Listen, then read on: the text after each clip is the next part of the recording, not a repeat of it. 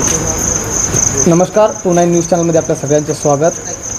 संपूर्ण भारतामध्ये एक अशी घटना घडली की ज्यामुळे संपूर्ण मुस्लिम समाज बांधव हे एक जागी येऊन निवेदन देत आहेत आणि कारवाईची मागणी करत आहेत. ते नेमकी ही घटना काय आणि काय प्रकार आपल्याकडे हिमायतनगर शहरातील काही मुस्लिम बांधव आहेत त्यांच्याकडून जाणून घेऊया. काय सांगणार सर की आज तुम्ही हिमायतनगर पोलीस स्टेशन येथे निवेदन दिले?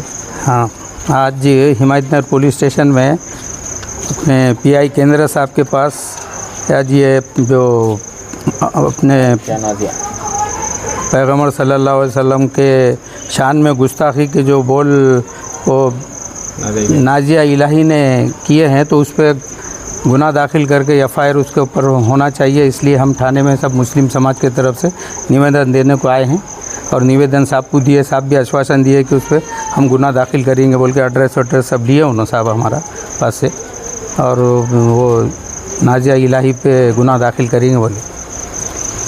तर हे होते आपल्यासोबत हिमायतनगर शहरातील काही मुस्लिम बांधव. त्यांचं असं म्हणणं आहे की उत्तर प्रदेश येथील एक महिलेने जिचे नाव नाजिया इलाही आहे, त्यांनी मुस्लिम समाजाचे जे पैगंबर आहेत त्यांच्या विरोधात एक अपशब्द वापरले आहे. त्यांच्यावर कारवाई करण्याची मागणीच्या अनुषंगाने आज हिमायतनगर पोलीस स्टेशन येथे आले होते आणि त्यांनी निवेदन दिले आणि त्यांना पोलीस निरीक्षक केंद्रे साहेबांनी एक आश्वासन दिले की योग्य ती कारवाई त्यांच्यावर करण्यात येईल. मी शेख मुजमिल, कॅमेरामॅन खलीम कुरेशीसोबत 29 न्यूज चॅनल.